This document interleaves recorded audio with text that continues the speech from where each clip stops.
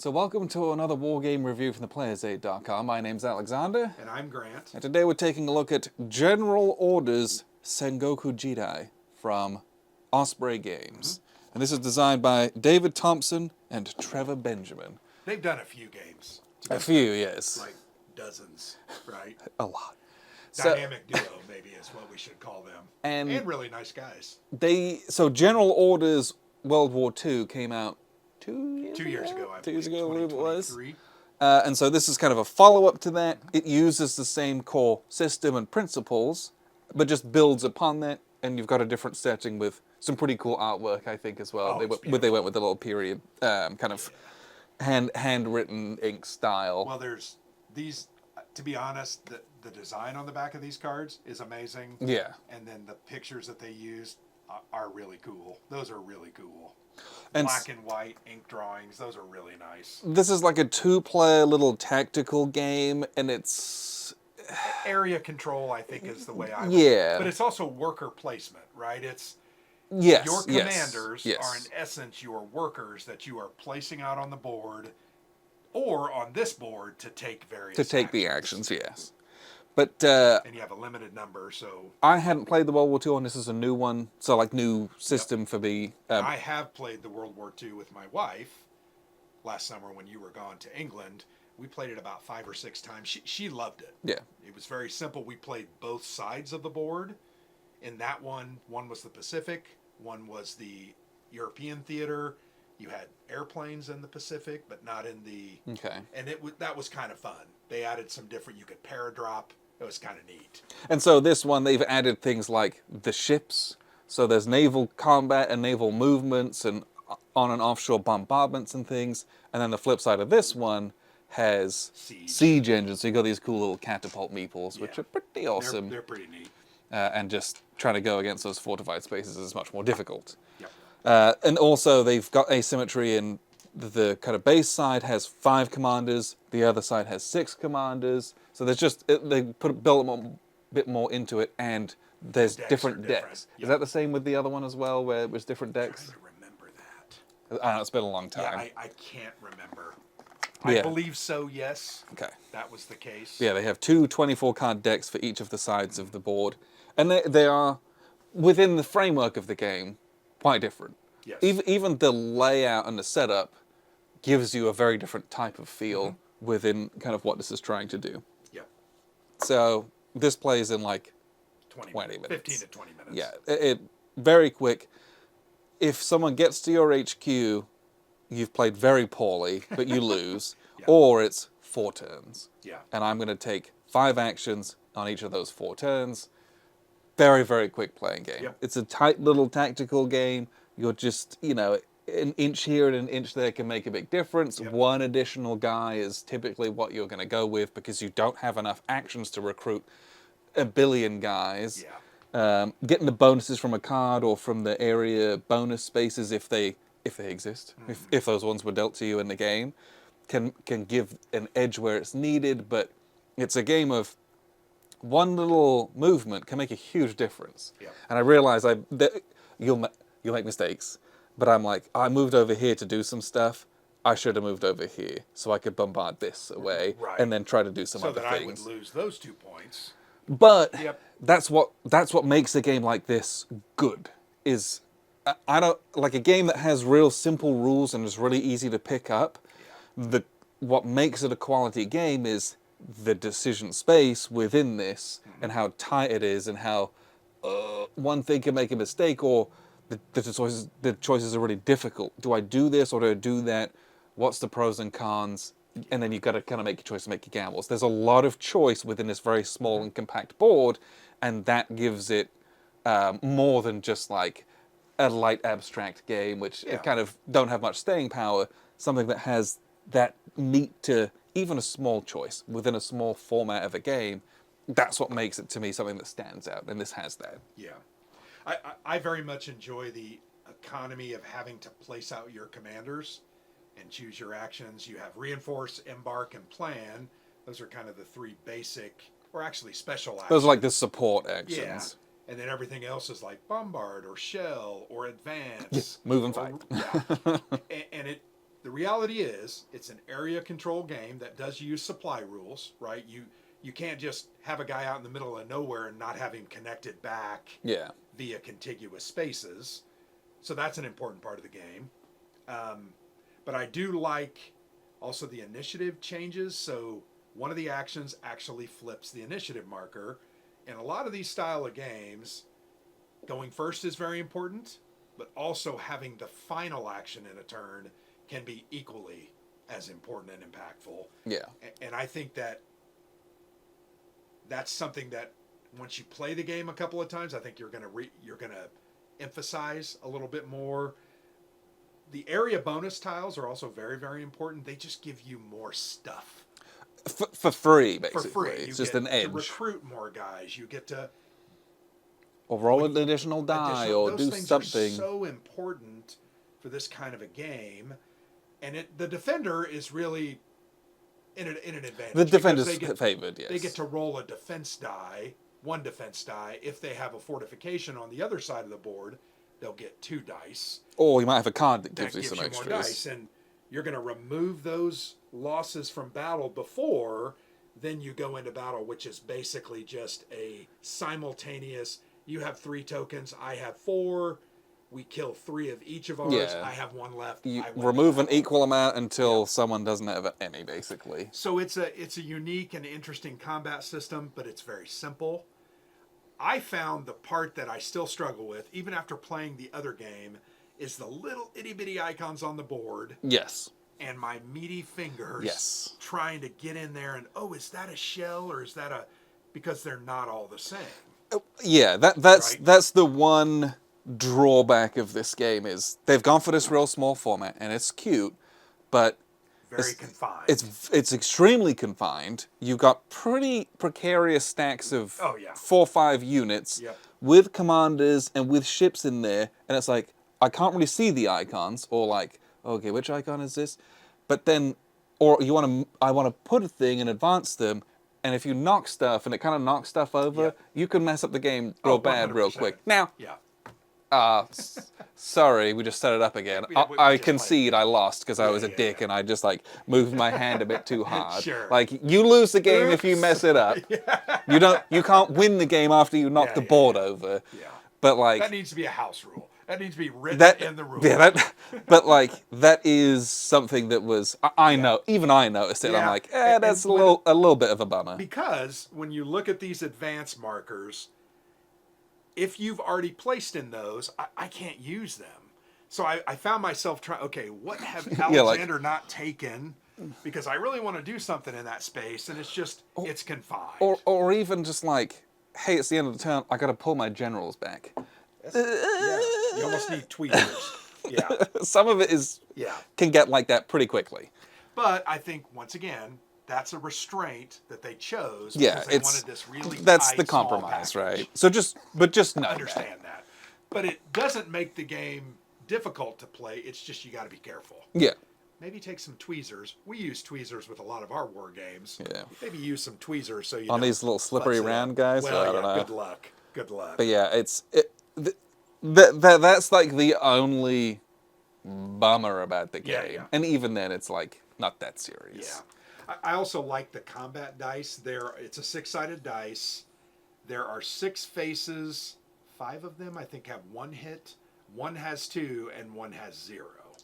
So when you're rolling those, you never really know what you're going to get. And that's important. Yeah. Because it... But you know it can, well, outside of the card play, you can be like, okay, if I bring X amount of guys, Yeah. I'm pretty likely to do it. It's not Right. fully deterministic. The dice remove that, but you're like, you've got 2 guys. If I bring 4, I'm odds on. Yeah. I'm gonna take this area. Unless I rolled 3 hits, which is not undoable, but it's But you a only get challenge. 1 die, Yep. and it's like that's me Or maybe- banking on you don't have Yep. a card, and Or so maybe the ambush card that I had that allowed me to roll. Was it 2 extra? Yeah, it was 2 extra dice. and then it's Oh, like really if that happens, powerful. it happens. Yeah. But that's, there's a lot of information that's out here. If you're not holding any cards, I know He can't win this. I'm pretty good. Yeah, yeah, yeah. I'm in a decent spot. And that actually adds, I think, to the charm of the game, because there's a little bit of there is the unknown, but you can also math it out and understand, Yes. okay, the chances of me losing this are pretty slim. I'm not going to do statistical analysis or anything, but I think that's cool, and I think that adds to the charm of the game, because it's not just tied to dice, but it is also Yeah. somewhat deterministic. But that also brings up the importance of your reinforce actions, so that it's like, cool, More guys. I gotta move in there, take this with one guy, and then I gotta reinforce it. Yep.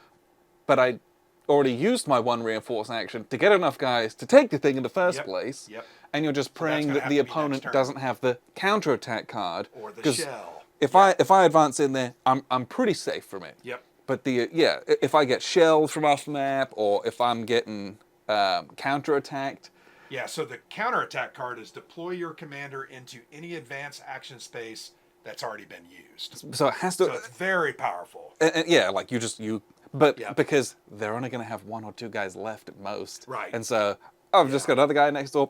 We code, Yep. and like I take it back with ease. Yeah, I did not see that card. I Just had like- one and I used it. I don't think you had ambush Oh, I cards. tried to use it. No, I didn't. Yeah. But yeah, that's Yeah. that. What that does is it makes those things more important. Everything in this game is important because there's so few actions and Yes. so little to do. Yep. In It a is- good way. It is really about trying to maximize and get the most utility out of your actions. This game's going to really apply to Euro gamers. I think so too. Yeah. Because it is about min-maxing and understanding, hey, if I do this, he can't do this, and he can't do that, and I'm going to have more guys on the battlefield. But there's also some of the unknown with the little bit of dice rolling and the fact that there are cards. So I do think it appeals to Euro gamers because it is action, selection, and worker placement. And even though it's a war game, it doesn't take very long. No. I like this game. I very much enjoyed Yeah. World War II General Orders. I think they're both good. After playing this one, I actually feel like this one is more of a war game than the other one. There's just more war-y stuff in it, you Well, think? I think the boats really add a different element to the game. Having was not very- played the other one, what I liked Sure. about this was the aesthetic of it. Oh, I think 100%. the other one's, yeah, it's got the cool wooden bits and all that stuff, but I love the color palette and the style of this. I Yep. think it's a really slick game as well. Well, and I also think it's really cool. This is Japan, right? Yeah. If you know, Japan is made up of 5 different major islands. You have Hokkaido, Honshu's the really long one. Then you have I can't remember the names. The other 2 or 3, Okinawa's on the bottom. And that is depicted here a little abstractly, but that is depicted. You have ocean surrounding most of these areas, so it's... And this is like 3. I wonder if the other side is like 2. I Yeah, can't we remember. looked at it, but we can't remember. But anyway, I think that thematic connection here is interesting, and I also remember that from the other game my wife and I played, the Pacific side, and that added some of this water element, and that was very interesting. Yeah. So I really enjoy this game. I think it's fun. I think it's an interesting thing. Anything on Sengoku Jidai feudal Japan, I'm all in for. Yes. Because it's a unique time period, very interesting. This is... And it's iconic as well, Oh, right? Like 100%. when you say that, everyone's like, "Ooh, yeah, well, we know what you're talking about." Well, I mean, Ieyasu Tokugawa trying to unite all of Japan. It's just, what's not to love about that? And this game addresses that. Now, a little abstractly, I mean, very abstractly. not tied directly to history, but to me, it fits in that same period, and I very much enjoy it. Yeah. Almost like I enjoyed Shogun Solitaire from Worthington. Yes.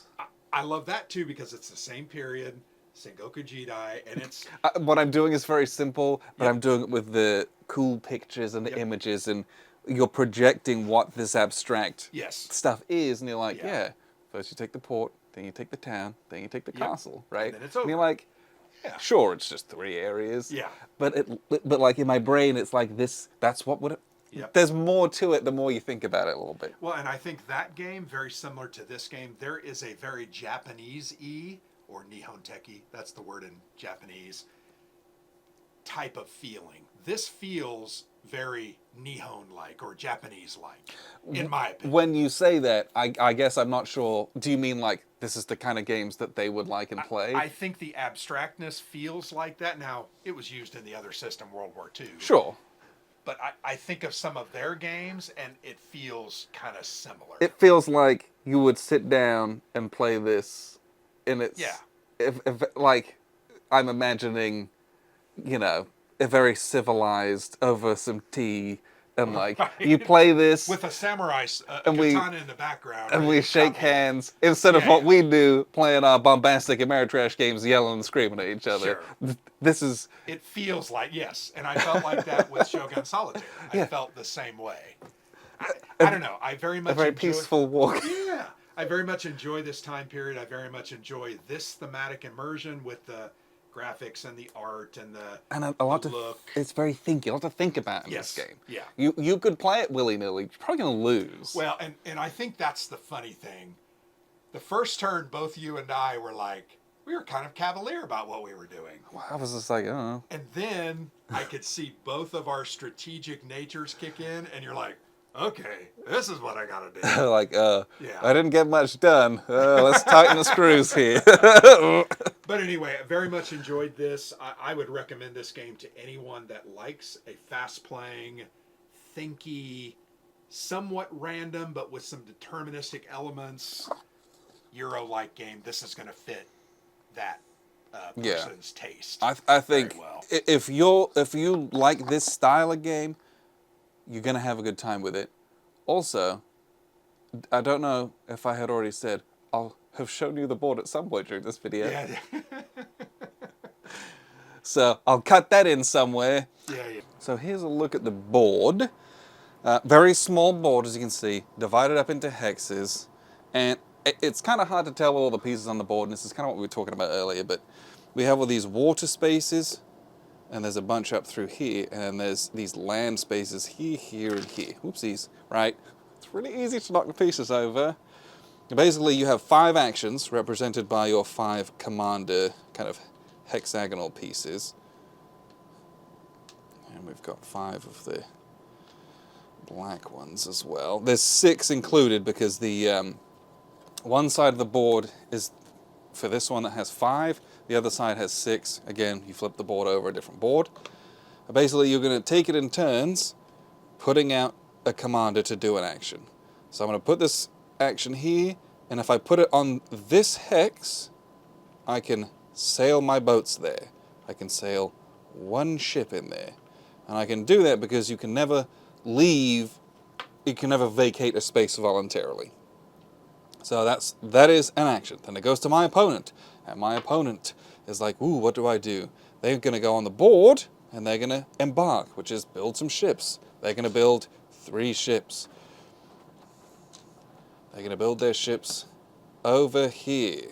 So there's these little tiny dock-looking symbols that are ports, and they're going to stick 3 boats into this space right here. Stacking limit of 5. But see, I'm like knocking units over. So this is what we talked about, where it's a little too small. I'm really trying not to.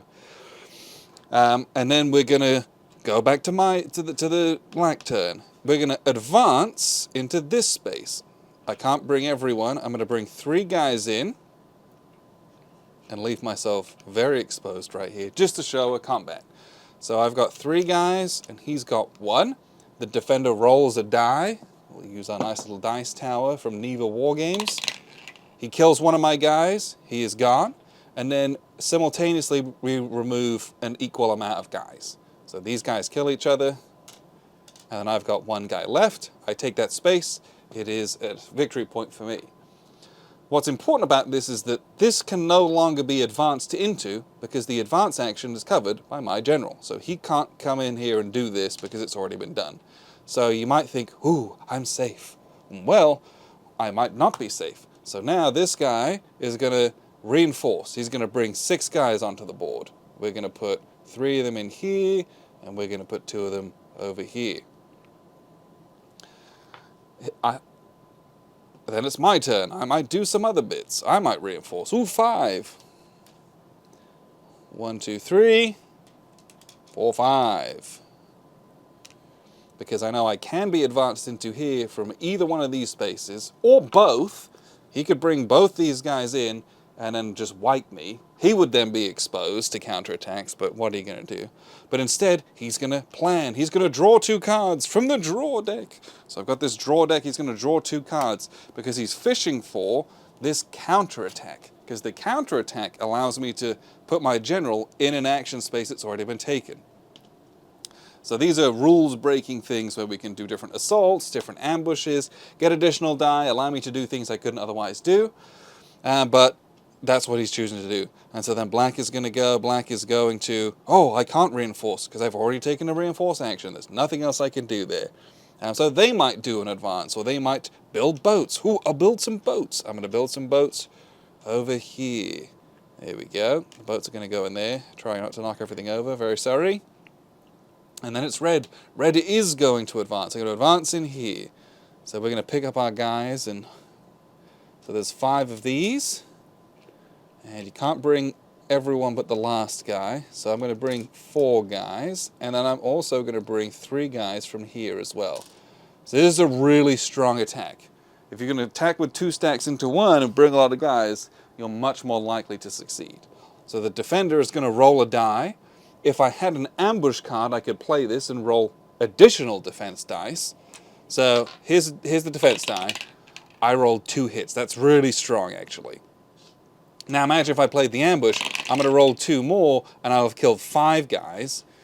Then all of a sudden, these 4 knock each other out. I've got 2 left. That was a resounding victory. As it stands, I didn't have that. I only killed 2 guys. So I killed 2 guys, and then his 4 kill my 4, and then he's got 1 left. And now I don't have a way to take that back. So the combat, like we said, is... Oh, I did almost all of that off camera. Love that for myself. I didn't realize how zoomed in I was. I'm really sorry about that. But basically, let me show you real quick. Over here. So the defense die killed 2 red ones. And then I had 4 black and 4 of his red. And they cancel each other out and kill each other. And then there's only 1 of the red ones left. He stays in there. That's basically how the mathematics works. You have a die roll to knock off 0, 1, or 2 guys. Then everyone left basically kills each other. And then whoever has the remainder stay in a space. And you see, we've done all that. There's like 1 in all these spaces. No one can reinforce for the rest of the turn, but there's only 1 action left in the rest of this turn. But what I might do now, as the black, is I'm going to go here and bombard, and I'm going to roll 3 dice bombarding into there. 3 dice, 1 per ship. I did 2 hits. He's only got 1 guy. We kill it. He's going to lose the victory point. Great for me, and he can't really do anything about that because he doesn't control it. But what he might do is he might go here, and he's going to shell into here. Shelling is rolling just straight 2 dice, regardless. It's kind of a coastal cannons. And I'm going to shoot into here. I killed 2 guys. So I didn't wipe them, but I did, we knocked guys over. That's a whole turn. We then move to the next turn. Everyone gets their generals back, and we go again. And you're fighting for these little pink victory points, which are really hard to see when they're all covered up with pieces.